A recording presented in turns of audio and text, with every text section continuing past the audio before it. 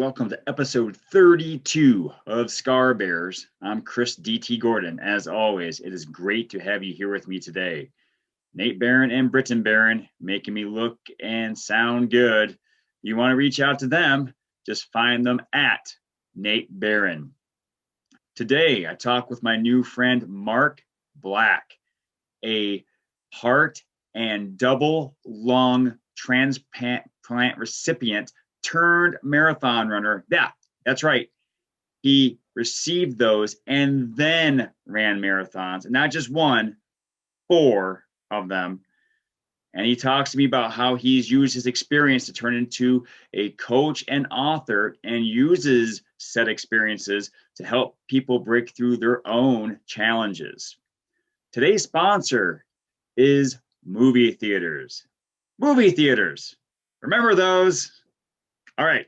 I hope you enjoy my conversation with Mark. Hey, welcome back to Scar Bearers. I'm Chris Gordon. It's so wonderful to have you here with me today. I'm joined by my new friend, Mark Black. How are you today, Mark? I'm great, Chris. How are you? I'm doing very well, thank you. And Mark and I are both runners. We've run a couple marathons each. And like all runners, or most runners at least, we all have something personal that motivates us to toe up to that starting line. And so, Mark, what was it that motivated you to sign up for not one, but I believe 4 marathons, right? Yeah, I mean, so the first time around, it was, I think probably like many people running marathons, it was just a test to see if I could do it, right? Like, I wonder if I can do this thing. And the added motivation to that, I guess, is that there was quite a backstory to you and being able to get to that starting line. So I was born with a heart condition, and from about 13 or 14, age 13 or 14 on, had not been able to be active much at all. I got winded very easily, got out of breath very easily. And then ultimately needed a transplant, a heart and double lung transplant. We can get into that if you'd like later. But so I had been through this big challenge, and coming out the other side of that, one of the interesting things when you go through a momentously difficult thing is that once it's over, if you're fortunate enough to kind of put it behind you, then there can be sort of this strange emptiness, or almost like you miss the condition. And so obviously you don't miss being sick, but your focus and your whole life can end up kind of being built around that. And when it's gone, you kind of have to go, okay, well, like now what? What am I gonna do now to kind of occupy my brain, if nothing else? And so for me, that running became almost as much as it was beneficial from a physical health perspective, it was also important from a mental health perspective to give me something new to focus on. Yeah. As a runner myself, I use running not only for the physical benefits, but also to clear my mind, to relieve stress, and to basically give me a reason to get out and be active. Now, you said that when you were younger, you would become winded very easily. And so what got you thinking, hey, this thing that would make me feel awful, maybe I should try it more? Yeah. Well, so I was born with a malfunctioning heart valve. I had open heart surgery when I was a day old, and then another surgery to widen the aorta, the main artery in the heart, when I was a year old. But I was really fortunate after obviously the pretty lengthy recovery from the age of 2 or 3 till I was 13. I was able to be active, and I lived what I would consider a very normal life. My parents are both phys ed teachers, physical education teachers by career. And so it was really important for them that I be as active as I could be and still be safe. And so I grew up playing sports and being active. And then when I got to 13 or 14, the doctors kind of said, the heart condition has become more complicated. You're going to, become winded more easily as this gets worse. And there was also some electrical signal issues with the heart as well. So rhythm issues. So it became kind of dangerous to be really active. And so I missed it. right? I miss the competitiveness. I miss the just the ability to get out and run and be active. And so once that was all kind of done, I decided that I'd like to see if I could get back to some level of being active again. Okay. Now, just guessing a little bit here, we said 13 or 14 is when you had that big shift. Was that because of puberty, or because your body changed so much that it was just, too much of a load on your heart, that your body was giving you? Or? Yeah, I don't know. I don't think so. I think it was just coincidental that it kind of coincided with that time. Okay. The condition, I was fortunate that it was slow, but it was kind of steady decline from very early on. And it was always like from very early. I don't know how old, 4, 5, 6 years old. Doctors kind of knew like new heart is in his future. It's just a question of how long can we put it off, because Yeah.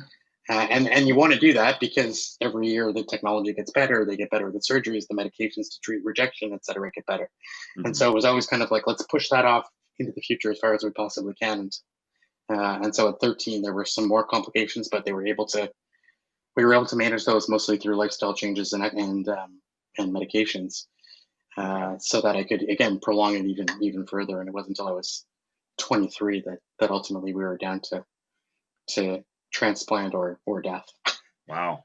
And so at Yeah. 23, you had that surgery, and it wasn't just your heart, was it? That you, No, so well, it wasn't. So one of the complications that arrived later on, my probably around 20, was very high pressure in the pulmonary artery of the heart. So that's the artery that carries blood to and from the lungs. Um, and so because that artery pressure was very, very high, the doctor said if we replace the heart, we don't actually replace that artery. That artery stays attached to the lungs, and we just kind of, and so that pressure is still going to be there. And your old heart has grown accustomed to that over the last 23 years, and so it's made a lot of adjustments to compensate. And so if we replace your heart with a new heart that incidentally was a third the size, because my heart had become very enlarged over time, and the muscles have become very thick, which basically the short version of the story is if we replaced the old heart with a new normal sized heart, it wasn't going to be strong enough to counteract these negative pressures. And so they said, look, it's going to be better for you in the long run to have uh, the whole engine block, they call the surgeons like they call it. So we could do the heart and both lungs. wow. Okay. And so how long did that keep you in the hospital for? So I was on the waiting list for the transplant for almost a year. In the last 6 months of that year, I was in the hospital. So I waited in the hospital for about 6 months, Mm. then had the transplant, and then it was 16 days from transplant ICU step down to getting out of the hospital. So actually pretty quick Yeah. recovery afterward. Now, I mean, I was nowhere near back to 100% by then, but I was healthy enough to leave the hospital at that point. Okay. And so Yeah. once you were discharged, physically, what were the first steps forward, both literally and figuratively for you? Yeah, I mean, it started. So I started in the ICU on day 5 or 6 after the transplant, just using a walker to go from my bed to the bathroom and back, and that was a challenge, Yeah. because I had been relatively inactive for so long. I did my best to kind of maintain some level of muscle mass, but even it's amazing how quickly your body and muscle mass, especially, deteriorates even in 4 or 5 days of Yes. laying and not moving. Right. Yeah. The So it took a atrophy little bit. kicks in real fast. Yeah, incredible. So it took a little bit just to get that back to being able to walk around. Not very long. And then the transplant program at the hospital where I had my surgery done has a mandatory physical rehab program, because they know that without that, people end up being sedentary, and there's a whole lot of other issues that come from that. So Mhm. I was at the hospital gym 3 days a week for 3 months, Okay. doing like basic weights to kind of build some basic muscle mass, walking on the treadmill to kind of build some cardiovascular fitness. And so it took that full 3 months, and then I'd say by the end of that 3 months, I was feeling at least as good as I did before the transplant, and probably even a little bit better. Plus, I was obviously breathing easier and all of that stuff. Yeah. And so after that 3 months, was it then you decided, hey, I'm going to do a marathon? It was actually, I made the decision while I was still in the hospital. I said, Okay. I made a decision. I said, I wonder if it's possible. So it was kind of like that little seed had been planted. And then, yeah, on the last day of rehab, I think I was up to walking for 15 or 20 minutes at an incline. That was kind of like, that was the maximum level that you were supposed to attain in rehab. Mhm. And I said, I want to run. Can I run? And I mean, they were like, well, no, like people don't do that. I mean, it's first of all, they said that. I mean, this is 2 weeks, right? So, or 3 months, I guess, at this point. But still, they said, your ribs have been shifted around, and your scar is just really starting to heal. The impact of that is going to be very jarring. It's going to probably be a little painful, but it's not dangerous. Like if you want to do it, you can. Mhm. So I jogged. I mean, this really wasn't running, but I jogged on the treadmill for, I don't know, 3 minutes or something, and and that was challenging. But it also kind of demonstrated to me that it was possible. And then it's, once you can physically do the action, well, then it's just a question of scaling the length of time you can do it for, right? I mean, Yeah. if you can run for 2 minutes, you can run for 2 hours if you put the training in. Mhm. That's great. And so what was that first marathon that you completed? So it's a Blue Nose International Marathon. It's run in Halifax, Nova Scotia, every year in May. Okay. And I had run a half marathon the year before to celebrate my 26th birthday. And so it was kind of like the next progression. And I personally could not, I shouldn't say could not, didn't think that I would be able to train that kind of mileage alone. Like I have great admiration for the people that go out and log the 20-mile runs by themselves. Yeah. And so I signed up for a program with the running room where they coach you through the whole process. And so 3 times a week you're there doing runs with your group, your training program group, and they give you education about nutrition and stretching and all of the other kind of things that you need to not only run a marathon but also survive the training. Which I tell people all the time, like the marathon's the easy part. It's following a good training program and not getting Yeah. hurt and not getting exhausted through that is way harder than the actual event. And so they were amazing, and that's really what helped me kind of um, a learn what was necessary, and b build slowly the endurance and the strength necessary to run the marathon. And so by May, I felt really really prepared, except that the weather forecast for the event was horrible, like the whole Oh week no. leading up, and it was a very hilly course, and we knew that obviously, but from the beginning. But and so it ended up that it was essentially hurricane weather. Like Oh wow. the winds were gusting 70, 80 miles an hour, um, and pouring. Like I remember looking at the window of the hotel where we were staying the night before, and that morning, and it was raining like horizontally, like just sheets of rain. Oh man.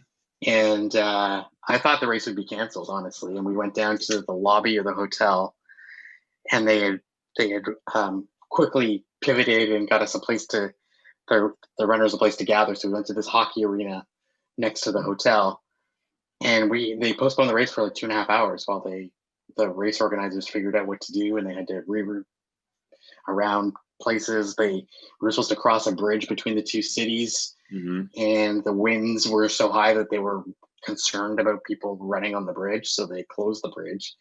So they had to reroute the whole course. Oh wow. Um, so it's And they pretty did it in crazy. 2 hours. Yeah, give or take. I mean, they probably were working through the night. I don't know. I just know that like there was a 2 hour delay for us. Like we were supposed Oh, to okay. start at 8:30 or something like that, or 8, and I think we started at 10 or 10:30. Okay. So they just kind of played music, and we hung around and waited for updates. And a bunch of people, um, a bunch of people who were running the marathon shifted to, okay, I'm doing the half, or I'm doing the 10. I'm not, Okay. um, today. And yeah, like I vividly remember when I was running with this group of people. Ultimately, what they did with this course is, um, we ended up doing 2 loops of the half marathon because the half marathon didn't cross the bridge. So so there's this big group kind of running. I'm running with this big group, pace group. And as we get to the halfway mark, which is also the finish line for the half marathon, we lose like 4/5 of the group because they all just go inside and they're getting medals and they're done the half marathon, right? And I'm like, Yeah. I could just follow them, right? Like no one's gonna know, and they'll give me a half marathon medal and I'll call it a day. And I was very, very tempted. Yeah. And I'd forgotten that my race bib said marathon on it. And some kind volunteer standing out in the pouring rain must have thought I must have been look confused because I was trying to make my decision. And she's like, "Dear, you're running the marathon, so you need to run another lap, and then you'll be done." And I was like, "Oh, okay. Well, now I feel like a jerk if I just go inside and quit, right? So I guess I got to keep going." So yeah. So worst marathon I've ever run. I think I finished in like 5 hours and 16. Like it was just brutal. Yeah. But I finished, and that showed me, right, and that's what I tell people about distance running. One of the great values in doing it is the mental toughness that it builds in you, and that it reveals in you, right? Like I think we all have that next gear. We just don't usually test it very often, and so when you test it, then you realize it's there, and you can rely on it for other things. Yeah, and usually with anything that the first one is the worst one. So you just think, oh, it will probably get better now. And so, how long was it before you did your second? You know what? I think a lot of marathoners or distance runners will say this. You sometimes you cross the finish line and say, that was awesome. Where's the next one? Sometimes it takes a couple of days. If it was like that one was kind of, painful. So probably took a week. Okay. But then I was just like, for me personally, I can't exercise at that level without a reason. I need some sort of goal to work towards. I'm not going to run, 15 and 20 miles, every Sunday without something to strive towards. So, and I knew that about myself. So within about a week, I was thinking, okay, when's the next one? Okay. And what was that next one?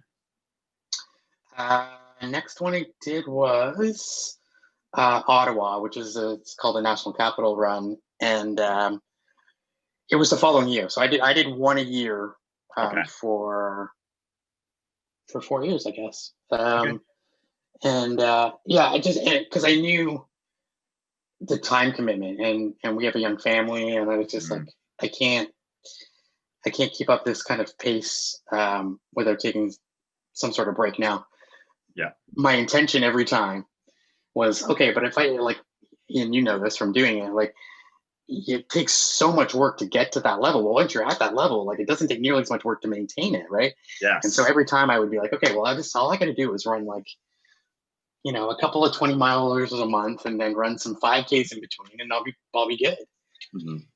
And every time I was like, nah, I ended up failing on the longer runs, and I'd keep the short ones, so I wasn't going back to zero, but I would have to, I'd have to kind of build back up every time. But I ran Ottawa twice, and it's amazing. If you're a runner, you should check it out, because it happens to be the national championships for the marathon as well. Okay. So you get to see very quickly in passing, but the way the route's constructed, you get to like twice. I think you get to see the best runners in the country running, and they make you feel like you're a turtle, because they go so fast and so effortlessly. But it's cool to watch. Yeah, I love watching those world-class runners. Even though you're right, you have to have a thick ego to to accept that you will likely never get there. And so when when I run long distances, and because of what I had gone through, I actually had my vastus lateralis removed. That's the outer left thigh muscle. And so when I start running long distances, my left leg starts tiring out much quicker than my right does. Now, with your situation, do you feel any kind of fatigue or anything that another runner probably wouldn't feel, given your situation? And it's not particularly related to distance so much as just exercise in general. So the challenge that I have is that my the new heart is what we would call denervated. Now, at this point, there's probably some nerve function there, but not much, because when they take the heart out, they sever all the nerves that connect it, right? So, um, so the average person, your heart rhythm is regulated by um, your neurology, right? Your brain sends a message to your heart that says, I need to exercise now, so you need to increase the heart rate because we need more blood to the extremities, et cetera, et cetera. Mm-hmm. My body doesn't do that. So now your body also secretes hormones that sends the same message, but the hormones take longer to get the message through. So basically what that means is, you can take off right away, and within a minute or two, your heart rate is up to where it needs to be, and you're good to go. I need a much longer ramp up, or I'm out of breath, and I'm out of breath not because I'm out of shape, but because my heart rate is still going at 80, even though I need it to be going at 120. Yeah. The other issue is that my heart rate caps out lower than other people, and honestly, I don't even know if that's a function of medication or it's a function of the age of the heart, because I have no idea. My donor may have been 60, they may have been 16. I have no clue, right? So yeah, so my challenge is that and it's not a challenge in distance running, but in other activities, like I do CrossFit now, and my heart rate will just max out, and I can feel it. Like it won't go any faster, and it's not going that like for a 40-year-old guy, it's not going that fast. I think I've done stress tests, in a hospital setting where we've got the heart monitor on and we're going hard, and I can't get it up much above 150-ish in that range. So, which is, if you know a little bit of a heart rate, it's not that high. Yeah. And so, yeah, I just, that's fine. It just means I max out. So I have to, I can't go full out for as long as maybe some other people could. Okay. All right. And so besides the running, what else have you done to motivate people, or because that is very motivating. I mean, I believe you are the only person in history to finish a marathon with someone else's heart and lungs, correct? Only man for sure. I think there may have been a woman. I'm not positive about that. And I mean, that's all like based on me doing a whole bunch of Google searches and not being able to find anybody else. Maybe there's somebody somewhere that did it and didn't tell anybody. But yeah, as far as we know. But besides that, I stumbled into a career as a speaker and a coach. Okay. And I say I stumbled because I had no intention of doing it, but I was asked. I'm from a pretty small town, 100,000 people. And so, my story was in the paper a few times. And then when I came home, it was after the transplant, I got some coverage. And then when I started to run, I got some more coverage. So my work got out there, and then I started getting asked to speak different places. And one of those was a high school graduation. And one of the parents came up afterwards and tried to hire me to speak in his company. And I say tried because I had no idea what he was doing. It's like, do you have a business card? And I was like, no, what are you talking about? Well, that's what you do, right? And I was like, what, you mean talking to people? And he said, yeah, like we hire people at my company to do what you just did. And I think we pay them a lot of money. And I was like, oh, that's really interesting. Tell me a little more about that. And so, I very much stumbled into that. And then after speaking for 4 or 5 years, I started getting requests from people to say, okay, this hour or 2 hours was great, but like, how do I continue and how do I apply what you've been talking about? And do you help people do that? And I said, well, yeah, I mean, I can help you do that. And so I started to do coaching to kind of help people implement what we were talking about. And because, motivation is important, but it also needs to be renewed regularly. It's not a one-time fix all kind of thing. So, I've been doing that full time since 2007 or something like that. That's fantastic. And you are also an author, correct? Yeah, I wrote a book in 2008 called Live Life from the Heart. And really, it's a collection of lessons, if you like, that I learned mostly through that year of waiting and getting my transplant. When you have 6 months as an inpatient in a hospital, it gives you a lot of time to think. some of that is good, some of that isn't. But Yeah. and when you face your own mortality, which we all do at some point, some of us earlier than others, and some of us more times than others, it kind of reframes everything in terms of what's important and what's not, and what, how you want to use your time and all of those kinds of things. And so I wanted to just try and share some of that with people. So I wrote this book, and it's done pretty well, and it's held up pretty well. It's funny. I just did a second edition of it. Finished the second edition of it a few months ago. Okay. So I had to go through it all again and kind of go, geez, do I still? And there were some things that the 24-year-old me thought that the 42-year-old me thinks differently. Yep. But a lot of it, I was still kind of going, yep. I agree with almost all of this. So yeah, I hope it's been helpful I know it's been helpful for some people, because they've given me that nice feedback. That's great. And where could people find it if they wanted to check it out? Yeah, for sure. So you can go to my website. You can find it there. markblack.ca is the website. But you can also just go to Amazon or any of the book retailers that you like, and there's a Kindle version as well. So. Okay, what was the name of it again? Live Life from the Heart. Life from the Heart? Live Life from the Heart. Live Life from the Heart. Perfect. Yeah. All right. And so what are you doing nowadays besides sending out second editions of your books? So I'm still speaking and coaching. Obviously, the speaking has changed dramatically in the last 8 months. So I was, most of the speaking I did too wasn't sort of like workshops. It was kind of keynotes at big conferences. So I'd be speaking typically to rooms of 300 to 1,000 people, which obviously is not happening now, and nor will it in the near future, probably. So I've been learning how to do all of this like this, and creating a home studio, and which I'm not in today, but and learning how to create online courses, and then still doing some coaching. So yeah, just totally shifting the delivery model, but still doing the same kind of work. Pivoting is so important, especially in the year that we're in. And so if you had one message to give to our audience today, what would that message be, Mark? Oh, wow. Yeah, I mean, to your point, pivoting is a big one. I think my personal theory, and I believed this before, but even more strongly now than ever, is that the people who succeed, who thrive in our current world and in the world that's coming, are those who are the most adaptable. I think adaptability is going to be probably the most valued skill on the planet, simply because the rate of change is not slowing down. And look, even when we figure out this COVID thing, whether that's a vaccine or whatever it is, and we kind of put that in the rearview mirror, there's going to be something else. Like that's the nature of our world, right?